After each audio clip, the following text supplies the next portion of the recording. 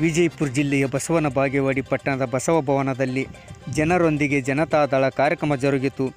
ಜನತಾದಳ ಪಕ್ಷದ ಸದಸ್ಯತ್ವ ನೋಂದಣಿ ಅಭಿಯಾನ ಕಾರ್ಯಕ್ರಮವನ್ನು ಜೆಡಿಎಸ್ ಯುವ ಘಟಕದ ರಾಜ್ಯ ಅಧ್ಯಕ್ಷರಾದ ನಿಖಿಲ್ ಕುಮಾರಸ್ವಾಮಿ ಹಾಗೂ ಮನಗೂಳಿಯ ಅಪ್ಪುಗೌಡ ಪಾಟೀಲ್ ಮತ್ತು ದೇವರಹಿಪ್ಪರಗಿ ಶಾಸಕರಾದ ರಾಜುಗೌಡ ಪಾಟೀಲರು ಉದ್ಘಾಟಿಸಿದರು. ಈ ಸಂದರ್ಭದಲ್ಲಿ ಅಪ್ಪುಗೌಡ ಪಾಟೀಲ್ ಮಾತನಾಡಿ, ಕುಮಾರಸ್ವಾಮಿಯವರು ಮುಖ್ಯಮಂತ್ರಿಗಳಿದ್ದಾಗ ನಾಡಿಗೆ ನೀಡಿದ ಕೊಡುಗೆಗಳು ಸಾಕಷ್ಟು ಇವೆ. ಅವರನ್ನು ಮತ್ತೊಮ್ಮೆ ಮುಖ್ಯಮಂತ್ರಿಗಳನ್ನಾಗಿ ಆಯ್ಕೆ ಮಾಡಲು ಕಂಕಣಬದ್ಧರಾಗಿ ದುಡಿಯೋಣ. 2028ಕ್ಕೆ ಜೆಡಿಎಸ್ ಪಕ್ಷ ಅಧಿಕಾರಕ್ಕೆ ತರಲು ಶ್ರಮಿಸೋಣ ಎಂದರು. ಬಸವನ ಬಾಗೇವಾಡಿ ವಿಧಾನಸಭಾ ಕ್ಷೇತ್ರದಲ್ಲಿ ಜೆಡಿಎಸ್ ಪಕ್ಷವನ್ನು ಬಲಿಷ್ಠವಾಗಿ ಸಂಘಟಿಸೋಣ, ಸದಸ್ಯತ್ವ ನೋಂದಣಿ ಯಶಸ್ವಿಗೊಳಿಸೋಣ ಎಂದರು.